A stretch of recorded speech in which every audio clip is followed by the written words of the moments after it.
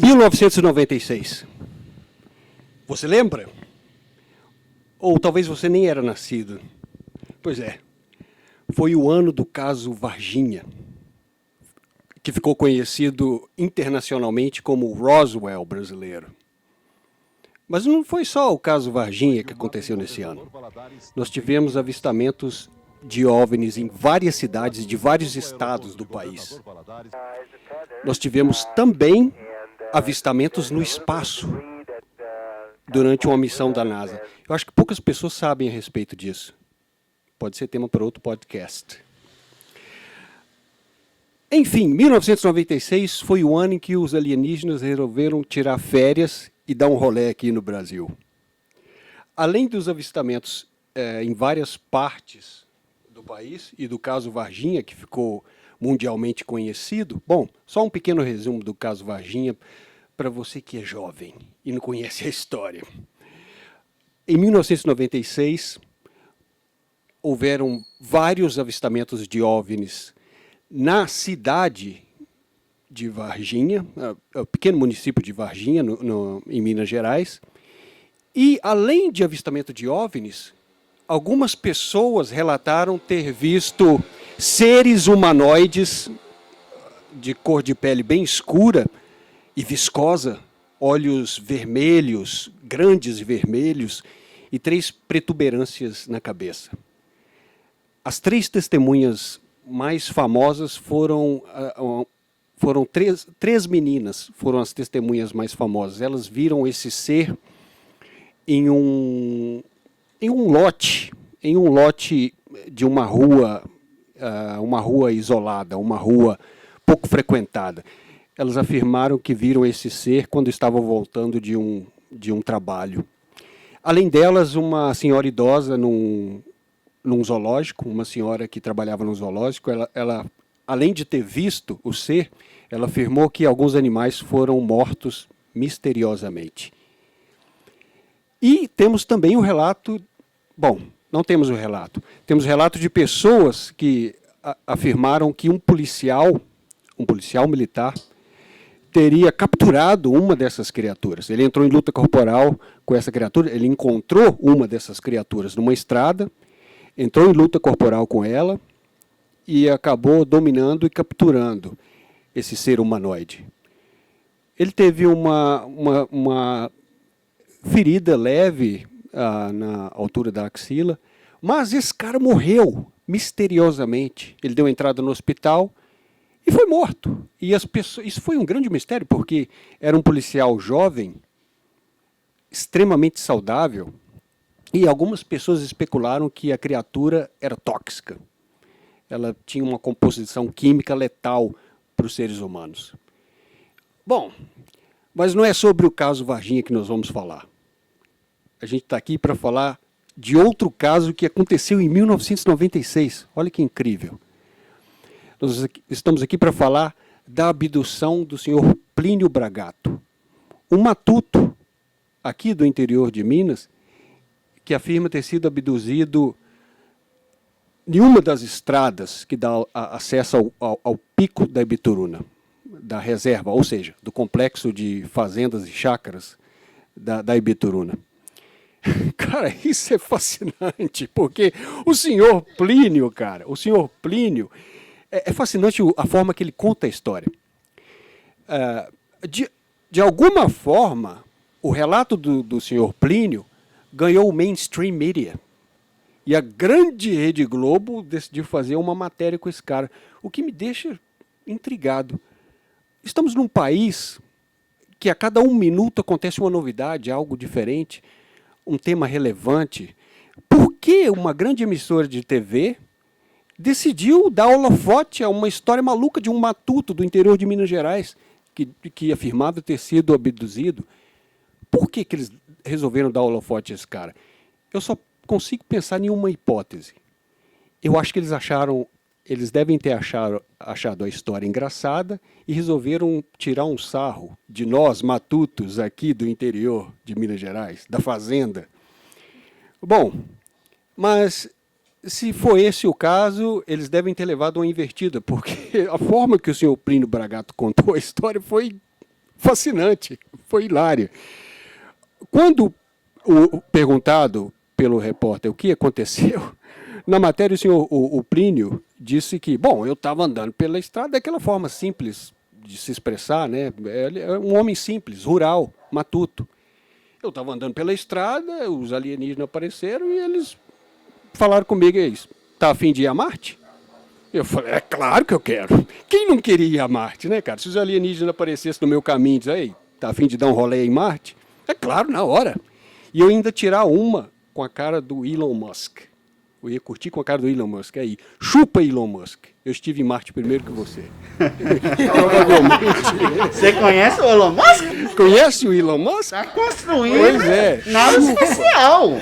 Chupa Elon Musk, porque um matuto aqui do interior de Minas esteve em Marte primeiro que você. Então, durma com esse barulho, viva com esse fato. E aí ele falou que foi convidado a ir a Marte. Eu também iria, quem não iria a Marte, né? Dar um rolê. E quando entrou na nave, ele sentiu um cheiro de flor de laranjeira. Caramba, o que... é claro, toda nave tem flor de laranjeira. O que é pertinente, o que faz sentido. Porque se fosse outra planta, por exemplo, se fosse cheiro de cannabis, aí a história poderia cair em descrédito. Mas isso é tão fantástico que parece que o senhor Plínio Bragato pensou... É uma hipótese, né? Ele deve ter pensado, já que esses caras vieram lá, moço, eles vieram lá do Rio de Janeiro, lá de São Paulo, para tirar onda com a minha cara, eu vou tirar onda com a cara deles também. Ele contou essa história. Mas, enfim... é fascinante como isso ganhou o mainstream media. Mas eu não sou a pessoa certa para falar sobre isso. E é por isso que eu trouxe aqui meu amigo, parceiro, ator, escritor, jornalista, parceiro nas produções cinevideográficas, que estará aqui outras vezes também, tá? Walter Andrade e também o Ramon, escritor, já escreveu um livro, ele produz também cinevídeos. E o Ramon também tem umas perguntas para o Walter.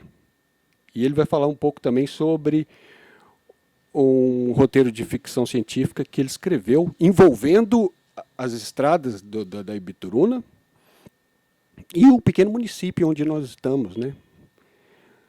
Bom, eu poderia dar as boas-vindas para vocês, se vocês não fossem de casa. Mas tudo bem, vamos dar as boas-vindas. Valeu pela presença, Ramon e Walter Andrade.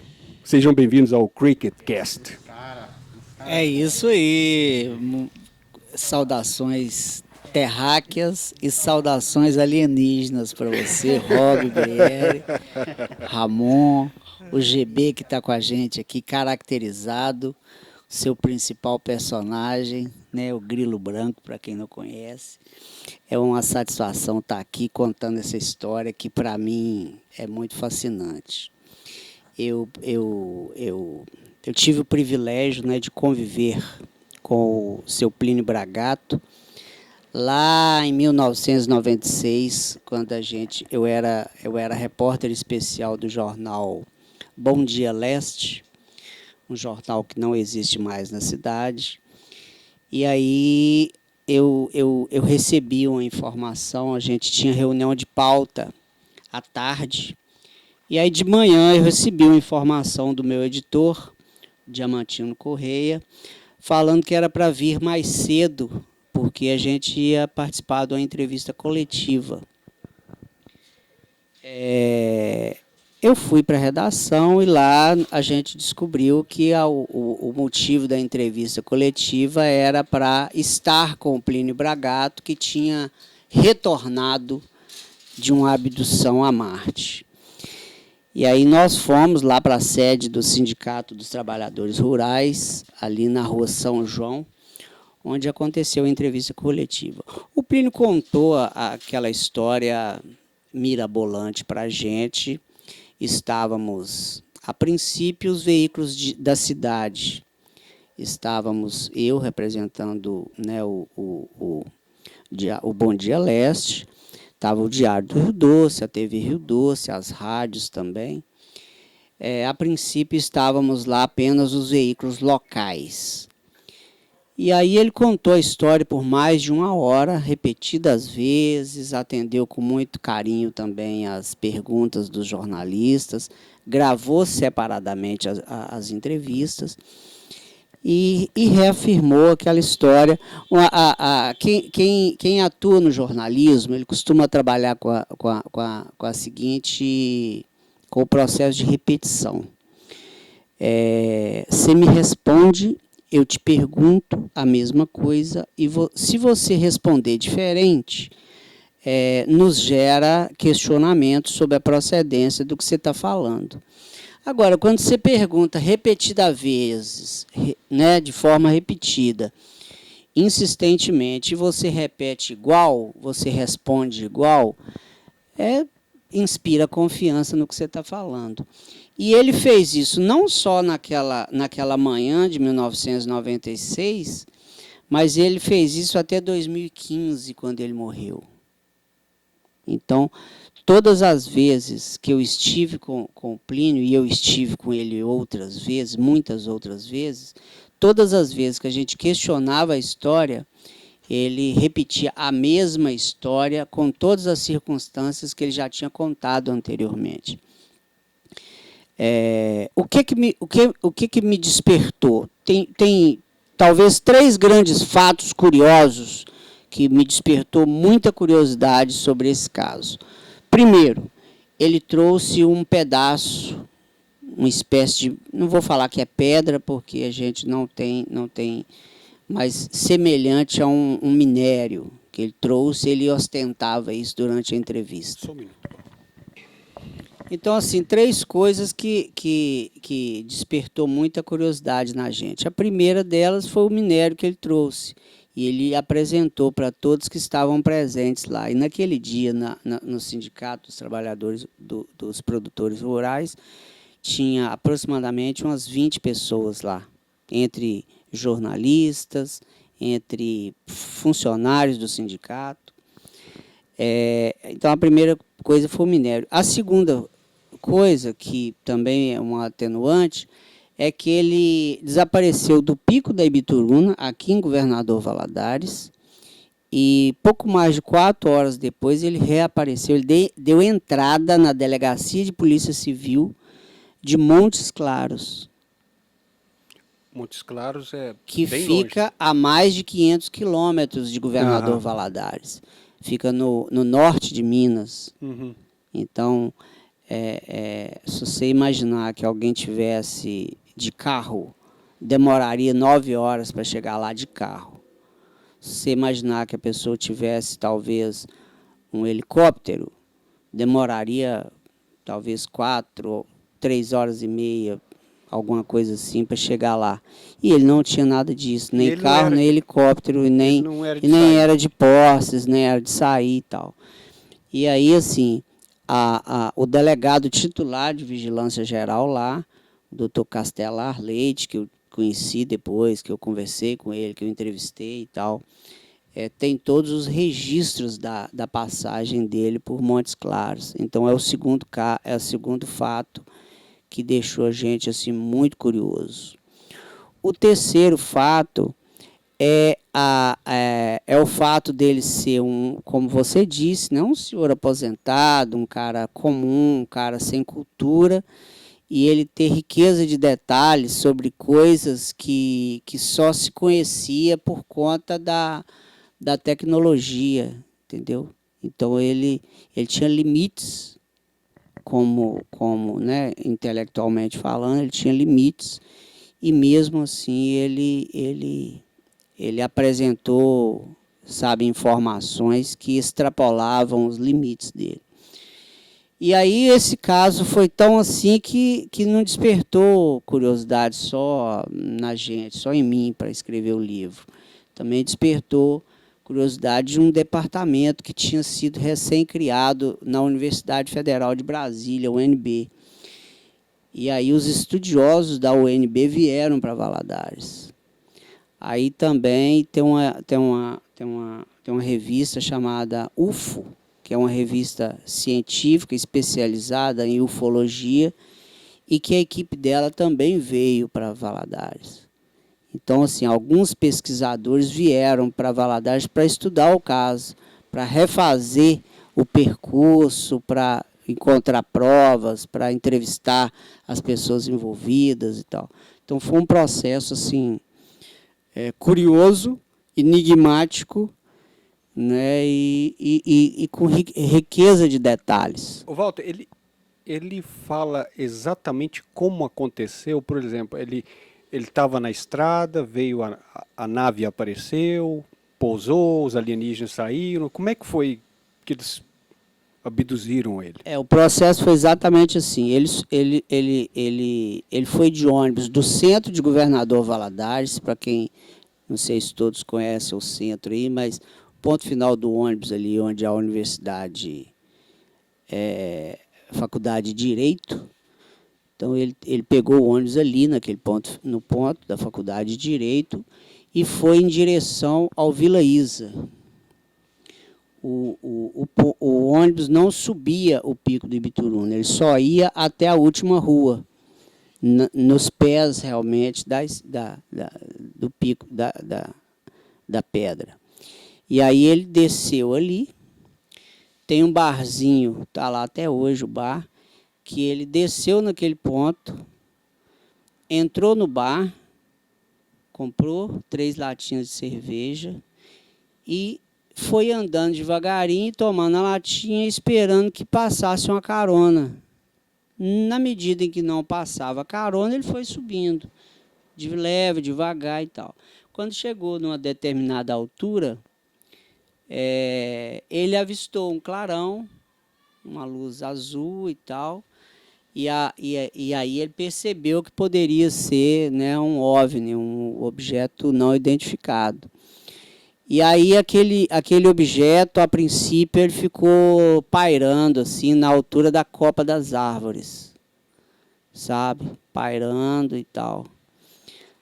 Aí ele ficou curioso com aquilo, assustado, sabe? Aí, quando ele fixou o olhar naquele objeto, aquele objeto se aproximou mais e desceu rente à estrada de chão. A estrada não era calçada na época. E aí aquele objeto desceu assim na estrada, abriu-se uma grande porta e um ser com mais de 3 metros de altura desceu. Guarda essa informação. E aí ele desceu e o convidou para subir. E aí automaticamente ele aceitou, conforme até você disse inicialmente, foi exatamente isso. E aí começa a viagem, porque eles fazem aquele objeto viaja na velocidade da luz, eles fazem uma parada lunar, que funcionaria como uma espécie de ponto de apoio para eles. Lá ele não percebe o que acontece, mas ele fica com a impressão de que era alguma voz de comando, algum reabastecimento, alguma coisa que estivesse acontecendo ali. E logo em seguida eles seguem em viagem. E aí acontece uma coisa muito curiosa, que aí, quando ele começa a perceber o cheiro de laranjeira e tal, que aí eles começam a fazer testes com o corpo dele. Eles percebem que eles pedem para tirar a roupa, ele tira a roupa, ele estava inclusive com a cueca samba canção, a cueca estava suja, úmida e tal, eles colocam numa espécie de uma estufa refratária e ela volta limpinha, exalando o cheiro de flor de laranjeira. E aí ele percebe que eles colocam alguns pontos de sucção no corpo dele. Que ele fala que dá um choquinho na junta. Choquinho na junta e tal. E ele começa a perceber, na verdade, aquilo ali era uma experiência corpórea que estava acontecendo com ele, sabe? E, inclusive, existe a possibilidade deles terem subtraído parte do sangue dele, do líquido sanguíneo dele. Então, assim, houve uma experiência corpórea, houve comparação entre os corpos, sabe? Naquele momento em que ele ficou nu ali na nave, um dos seres também ficou nu. Logo em seguida, uma alienígena fêmea também teria ficado nu.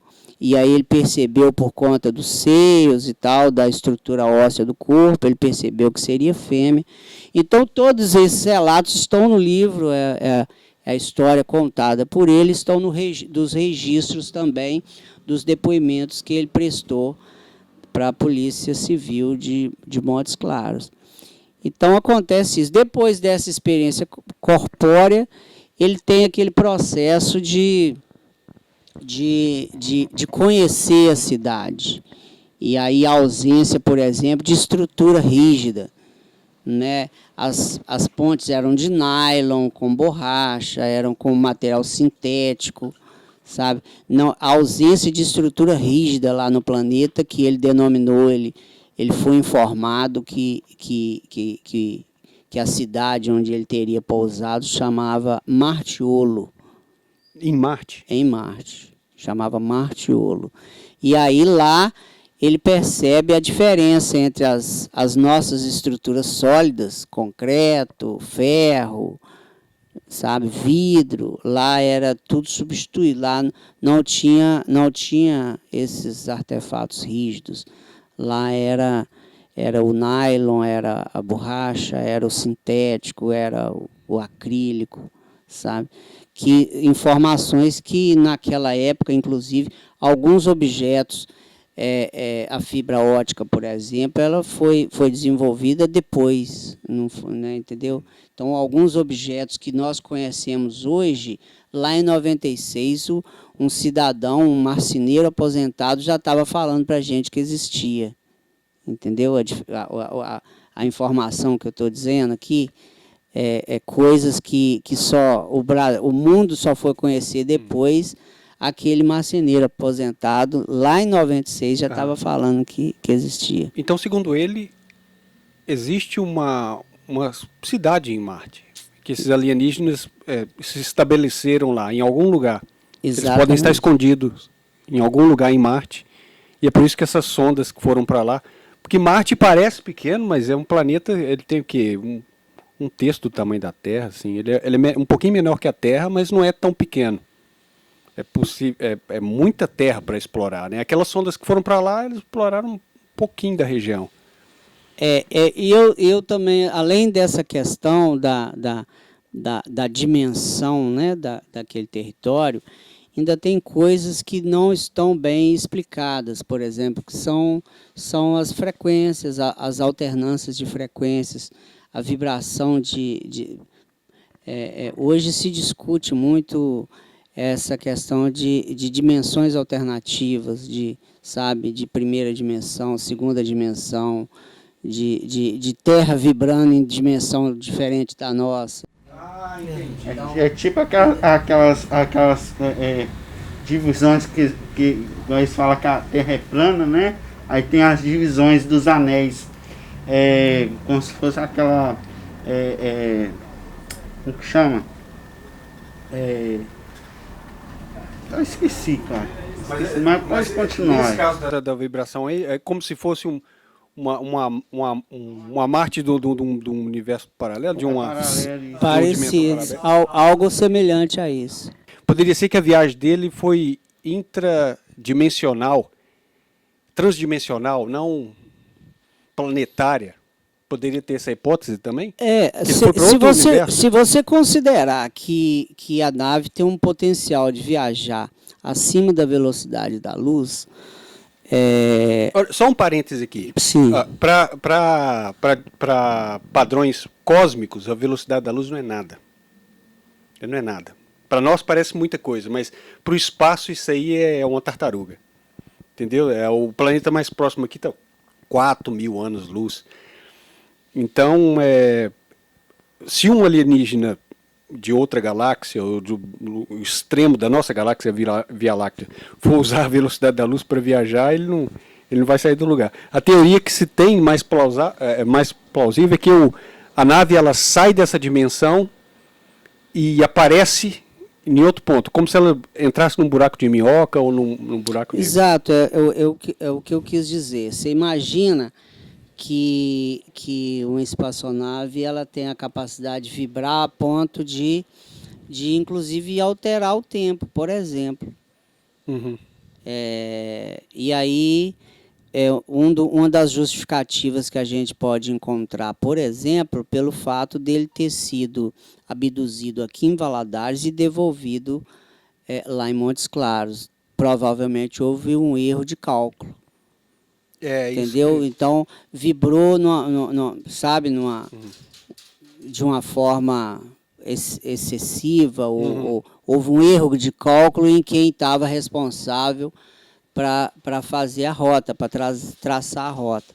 Da mesma forma que a gente imagina, por conta de todos os elementos encontrados, que existe a possibilidade dele ter vibrado numa outra dimensão e ter estado num outro Marte, naquele Marte que é habitável, e não esse que os cientistas ficam enviando sondas e percebem que lá é inóspito, né?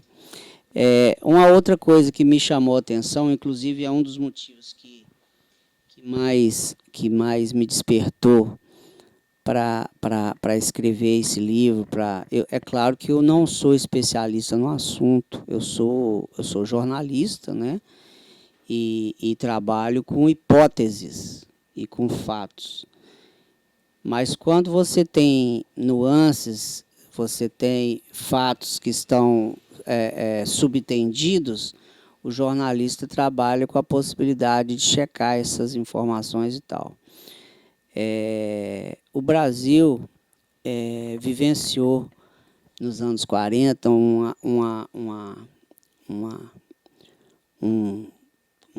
ataque, um festival de avistamentos, muito mais do que 96. Reincidiu em 96. Você começou falando aí, mas nós tivemos em 96 talvez o segundo momento de avistamentos no Brasil foi em 1996, com aparições em Valadares, com aparições em Varginha, no sul de Minas, com aparições em Realeza, aqui na vertente ocidental do Caparaó, inclusive tripulantes de um ônibus inteiro relataram para o serviço de inteligência do Exército o mesmo avistamento. A população, todas as pessoas que estavam acordadas num ônibus de uma empresa conhecida que faz essa linha Realeza tiveram o mesmo avistamento e atestaram isso. E aí tiveram vários em outras regiões do Brasil em 96. Mas o maior derrame de avistamento aconteceu nos anos 40. E pela primeira vez a junta militar, com participação da aeronáutica, da Marinha e do Exército, constituiu uma operação militar secreta chamada Operação Prato. Essa Operação Prato, ela ficou 18 anos investigando o processo de surgimentos e aparições. E durante esses 18 anos, todos os trabalhos, todos os processos, as oitivas, os inquéritos, foram mantidos sob maior sigilo. Nunca antes o governo tinha revelado, sabe, as descobertas dessas operações. E aí, quando foi em 2015, aliás, 2017, a junta militar resolveu revelar alguns documentos, expor alguns documentos. E aí eles criaram já tinha passado. Claro que não revelaram tudo, porque o arquivo é gigantesco, o processo é gigantesco, mas muita coisa veio à tona que era fruto das descobertas lá da Operação Prato, sabe? E esse material está todo hoje, inclusive na internet já está disponibilizado, os documentos oficiais escaneados e tal, E parte desse material, desse acervo, eu pesquisei, inclusive algumas informações pertinentes à nossa região aqui, né, um surgimento que teve em Conselheiro Pena, do lado aqui de Valadares, esses lá que teve lá na região de Caratinga e Realeza. Então, assim, quando vieram à tona essas informações, a gente começou a perceber que nada disso era fato isolado, nada disso era por acaso, nada disso era psicose, nada disso era, sabe, tinha algo por trás acontecendo, era preciso a gente escutar, era preciso a gente dar ouvido a alguém e começar a atentar para isso, porque alguma coisa estava acontecendo. Você citou aí, por exemplo, a questão do ET de Varginha. Se no final do inquérito, teve um inquérito militar com mais de 300 páginas, não sei se você sabe, as meninas foram detidas por muito tempo para repetir a história e depois para contestar as histórias, a informação extraoficial que a gente tem é que elas foram impedidas de repetir essa história, sabe? E a informação que a gente tem também é que realmente foi detido um dos seres com vida, um morreu e o outro com vida, foi mantido prisioneiro durante um período, mas que ao final do inquérito as autoridades brasileiras orientaram a descartar a possibilidade de alienígena e inventar uma história. Mas como que você inventa uma história e você perde tempo fazendo um inquérito com mais de 300 páginas? Entendeu? Se a história não é real, por que ter 300? Por que ter um conteúdo tão robusto? Por que ter tantos elementos? Por que ter tantas fotos? Por que tanto compreende? Então, assim, há algo por trás acontecendo e a gente já disse, eu assim, não sou ufólogo, não sou estudioso a ponto de me considerar um ufologista, mas é um assunto que me faz olhar para as estrelas, me faz olhar mais para o céu e a compreender que a gente não está sozinho nesse universo, entendeu? Olha, nós não estamos sozinhos e eu vou além. A quantidade de seres humanoides parecidos conosco, espalhados pelo universo, é incontável. É incontável. Nesse exato momento tem uma tribo de ser humanoide num planetinha qualquer, começando o processo de evolução. Eles estão começando a fazer lanças, armas com pedras, algumas podem estar um pouquinho mais avançados que nós. O universo é repleto de vida. Por que eu sei disso? Porque a natureza ela segue um padrão, ela cria cópias das coisas. Ela faz seres humanos parecidos, ela faz planetas parecidos. Assim como tem Júpiter, um gigante gasoso aqui no nosso sistema solar, existe infinitos outros em outros sistemas, parecidos com Júpiter, gigantes gasosos. Assim como tem a nossa anã amarela, nossa estrela, tem outras também. E assim como tem seres humanoides aqui, tem outros também. Isso é bem óbvio. Tem uns cientistas bem céticos, ateus, que falam, não tem vida. O pensamento deles chega a ser quase que religioso. Só falta eles ajoelhar e falar, glória a Deus, só existe vida aqui nesse planeta. Isso é absurdo, é impensável que só haja vida nesse planeta. Porque o universo é grande demais. Né? Tem muita coisa por trás, né, cara? Que eles querem exatamente. Esconder, entendeu? E não revelar a verdade. Né? Exatamente, porque tem uma guerra entre os países, assim, uma guerra secreta, assim, de deter o conhecimento, né? Deter o conhecimento ali das novas tecnologias. Aí porque eles não eu querem acho que, tipo assim, se nós descobrirmos outros seres, né? E eles... Porque eles... Tem muitos seres que são evoluídos, entendeu? Então, tipo assim, qual aquela área 51?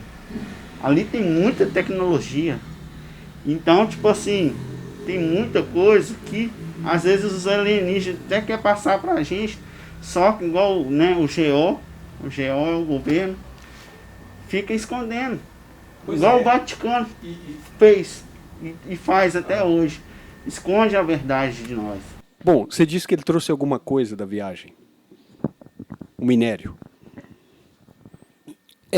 Lá em 1996, ele exibiu para todos nós que estavam. Eu disse, a gente tinha pouco mais de 20 pessoas ali no ambiente, na sede do Sindicato dos Trabalhadores, dos Produtores Rurais de Governador Valadares, e o Plínio Bragato exibiu para nós um minério não tão grande assim, mas uma cor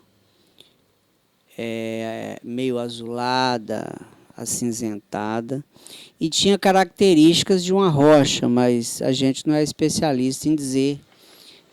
Não é igual às rochas que a gente conhece aqui. E aí a equipe que veio de fora, os estudiosos que vieram de fora, recolheram esse material, segundo eles, para fazer estudos. E aí esse material nunca mais apareceu. A gente nunca Quem mais são esses teve caras? notícia. Eles vieram de onde? Veio o pessoal da Universidade Federal de Brasília, alguns professores. Ah, sim. Mas gente aqui do país mesmo. Do país mesmo. Eu relato no livro, inclusive, a equipe que teve aqui, porque a gente teve contato com eles, entrevistou e tal. Eles refizeram os passos do Plínio Bragato aqui, antes e depois da abdução. Pois é, e tá, ele trouxe esse minério, eles recolheram.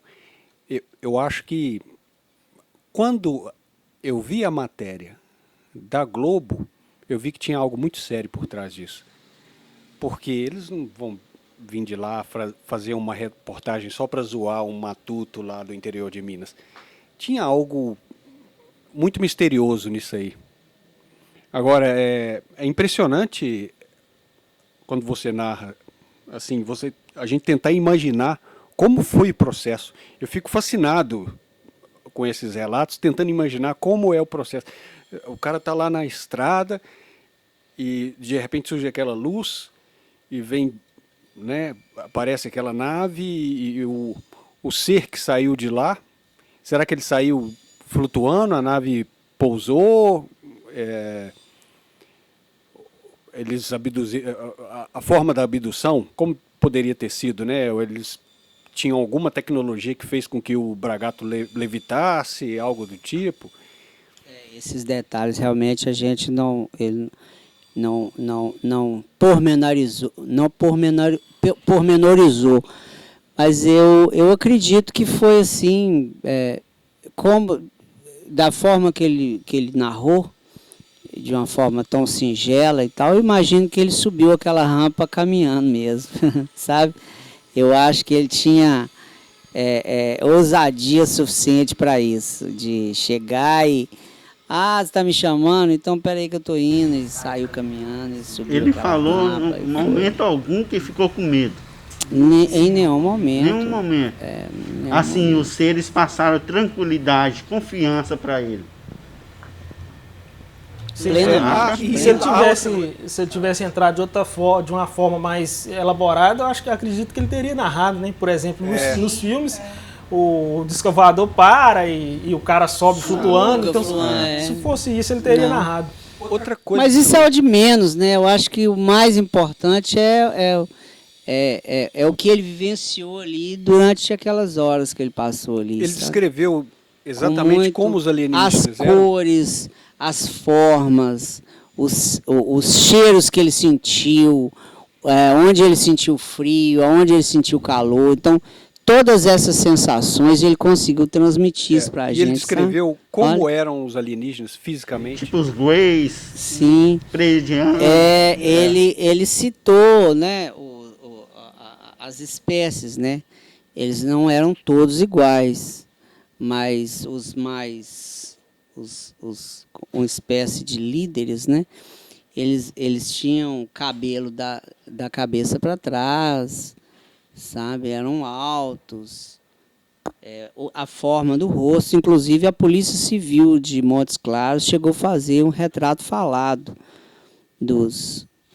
com base nas descrições do Plínio Bragato.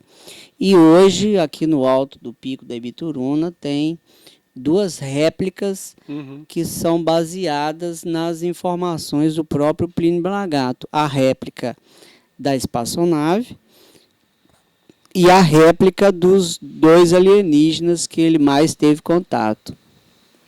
Mas quando esse OVNI apareceu, ninguém mais viu. Ninguém foi testemunha disso além do Bragato. Não, ninguém, só ele.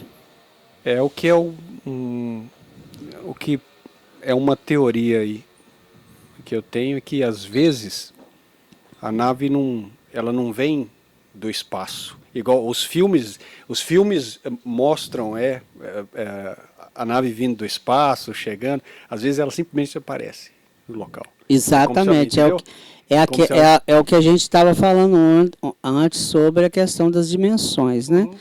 Eu também tenho essa percepção, até porque eu acho que é muito de missão, é muito individual. Eu estava conversando com um empresário aqui em Valadares, que é inclusive um sitiante lá no Pico de Ibituruna.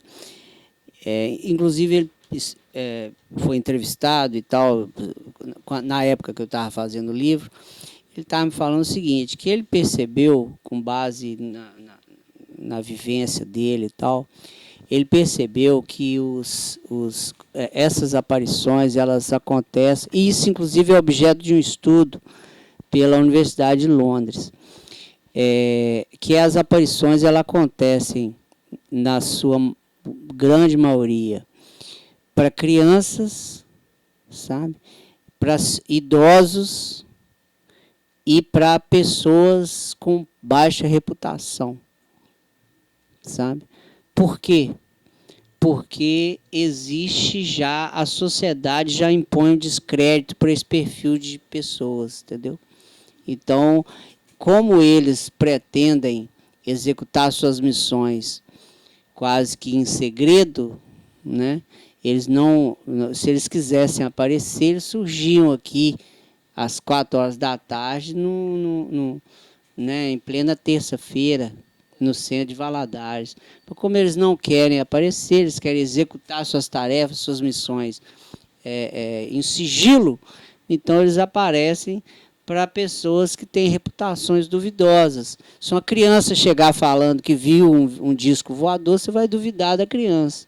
Da mesma forma que um senhor senil virar para você e falar que avistou um disco voador, você vai duvidar.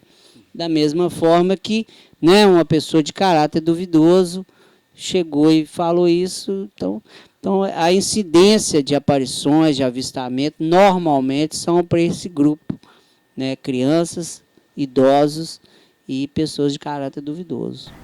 Inclusive, você falando isso aí, surgiu uma ideia aqui, será que eles não poderiam... Ele disse que levou ele para Marte, né, que tinha um local chamado Martiolo e tal, mas será que não pode ser que eles enganaram ele nesse aspecto, falando que estava levando para Marte, mas foi para outro planeta? Por isso que, de fato, Marte não tem vida, e teria sido um outro planeta. Isso pode ter acontecido também. Eu já não duvido de mais nada. Eu acho que tudo pode acontecer. O que eu quero reforçar é o seguinte, que as pessoas que têm curiosidade sobre o processo de abdução, principalmente esse caso específico, e algumas narrativas, eu falo aqui também sobre a Operação Prato, eu falo aqui sobre o caso Roosevelt, eu falo sobre a descoberta da fibra óptica, e aí a sugestão é que as pessoas procurem A Abdução de Plínio Bragato. O nosso livro tá sendo vendido aí pelo site da Amazon, está sendo vendido também na livraria Leitura, em Governador Valadares, está sendo vendido também no Ponto Cultural da União Operária. E quem quiser adquirir o livro, tiver curiosidade sobre esse caso, faça contato conosco. Mas, veja bem, ele afirma ter sido levado para Marte. tem essa hipótese dessa Marte ser de um universo paralelo, mas poderia ser o planeta Marte desse universo, porque tem Marte, eles não exploraram quase nada de Marte. Embora seja um planeta menor do que a Terra, tem muito que ser explorado. Aliás, tem algumas teorias que dizem que poderia haver vida no subsolo de Marte. Aí tem teorias sobre as cavernas de Marte, tem teorias sobre a questão dos oceanos, a possibilidade de água, enfim. Agora, de qualquer forma, eu acho que esse fato em si e as informações prestadas pelo Plínio, eu acho que desperta a gente para starta para alguma coisa. Tem algo acontecendo, sabe? A gente não, né, já reafirmamos, a gente não está sozinho. E aí pode ser igual o Ramon falou, pode ser um outro local com o nome de Marte, pode ser um extradimensional, pode ser tridimensional, pode ser. Então, agora, uma coisa é que a gente, assim, ele saiu daqui, em questão de poucas horas, ele apareceu em Montes Claros e ele contou uma história preciosíssima, com requintes de detalhes, que tudo que ele falou não pode... Eu acho que ele não tinha assim, um intelecto evoluído para inventar uma história tão fundamentada e tão pesquisada e tão, sabe? Não naquela época.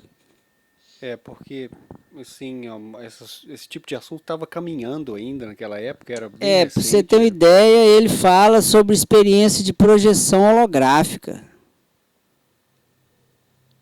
Ele fala que ele vivenciou isso durante o período que ele estava na nave. Então, ele vivenciou uma experiência de projeção holográfica. Então, você imagina isso em 1996, um marceneiro semi-analfabeto. Tá entendendo? Então, assim, eu quero crer, cara, que foi talvez a experiência mais incrível que o ser humano possa ter vivenciado. Talvez tenha sido a experiência do marceneiro Plínio Bragato. Você acha que o caso dele pode ter alguma relação com Varginha? Será que não, eu não acho, não. Eu tenho certeza. Eu tenho certeza que todas as abduções ocorridas em 1996 estão interligadas, todas elas. Eu acho também que todas as abduções e os avistamentos ocorridos nos anos 40, que culminaram na Operação Prato, estão interligados.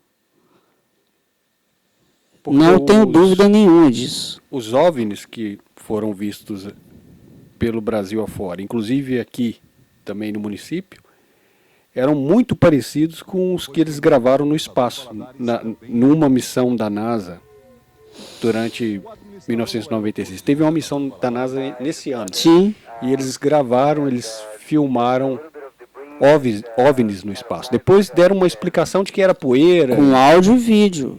Tem áudio e vídeo. Era uma experiência com uma antena gigante que eles levaram para o espaço. Um negócio maluco lá que foi em 1996. E esses OVNIs gravados lá no espaço eram muito parecidos com os que foram gravados aqui.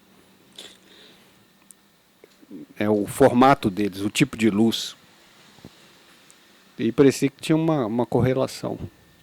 Eu não tenho dúvida que todos esses, tanto as aparições de OVNIs, quanto os avistamentos de extraterrestres, os casos registrados, alguns mantidos ainda, né, em sigilo, mas que um fato ou outro acaba sobressaindo, eu tenho certeza que eles Eles estão interligados de alguma forma. E tem uma teoria também que diz que os alienígenas, os ETs de Varginha, eles são, na verdade, eles são criaturas artificiais.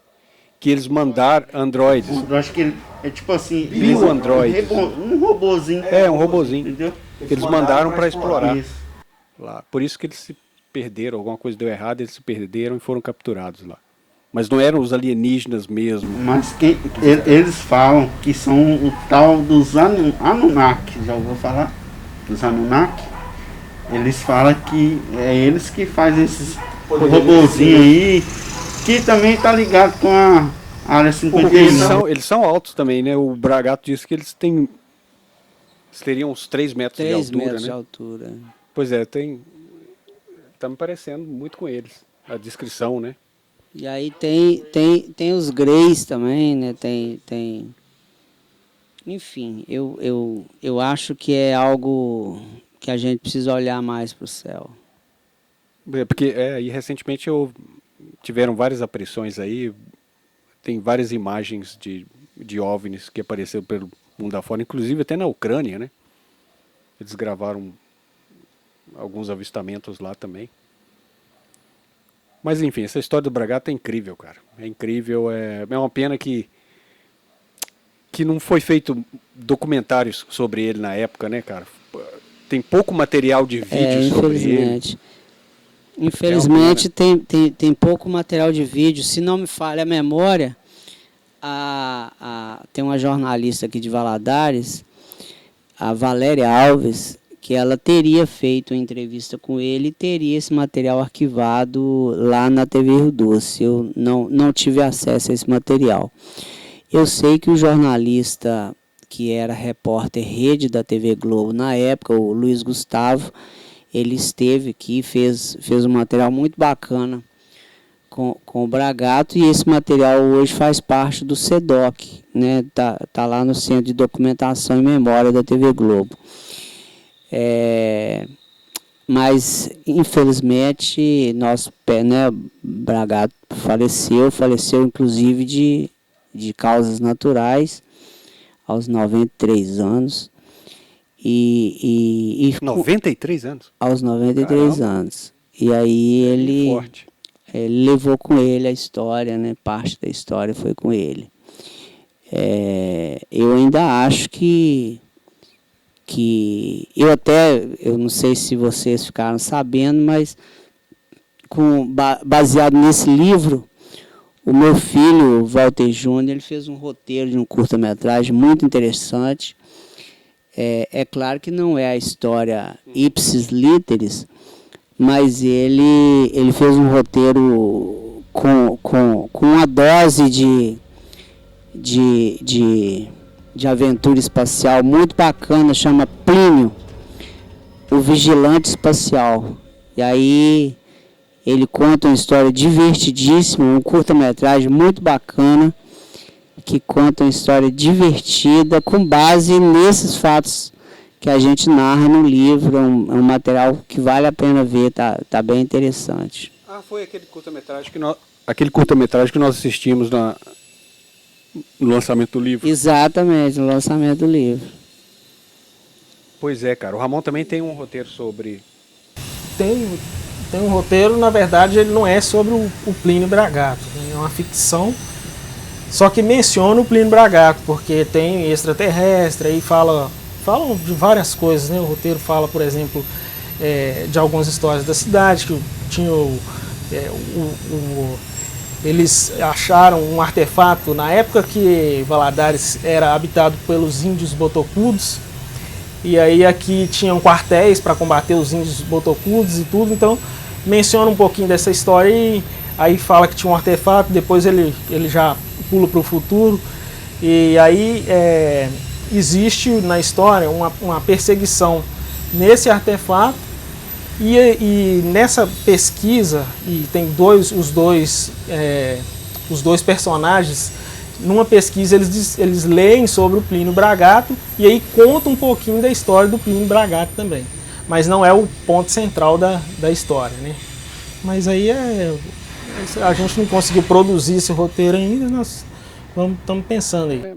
Mas mais um que está na fila, né? É. A gente chega lá. Bem-vindo ao clube. Pois é, cara, essa história é incrível. Assim, é fascinante a gente perceber, a gente saber que essa cidade já aconteceu muita coisa sinistra aqui, cara. Nessa cidade, Agora você ela- imagina, agora você imagina. Eu vestido desse jeito de grilo branco lá na Ibituruna de noite, falava ET. Isso. Já pensou se eles abduzissem o grilo? Aí já era. Aí o GB volta com mais poderes. Ah, Superpoderes. quem é super-homem, meu filho? Poxa, cara, valeu por compartilhar essa história. Você sabe muito melhor sobre o caso, porque você chegou a conhecer o Plínio, né? Você teve essa sorte. Então é por isso que ninguém melhor do que você para contar essa história e escrever esse livro, né? Esse livro foi uma excelente ideia. Tá aí o relato do Plínio transcrito para qualquer pessoa ler. E é uma pena ele ter morrido sem a gente ter produzido mais sobre ele, né? Gravado mais entrevistas. É uma pena mesmo. Mas eu agradeço, né, vocês por essa oportunidade, né, da gente estar aqui, divulgar não só o livro, mas essa história rica da gente. Porque esse tipo de assunto ele é fascinante. E o Cricket Cast vai falar muito sobre alienígenas, OVNIs, no futuro próximo. Que Tá, bom. então- Me chame mais vezes. Exatamente. Já vai preparando outra Sim, história lá. temos que nós vamos outras, conversar temos outras. sobre isso. Então, ó, valeu, Ramon, pela presença aqui, cara. É claro que você vai voltar novamente outras vezes, né?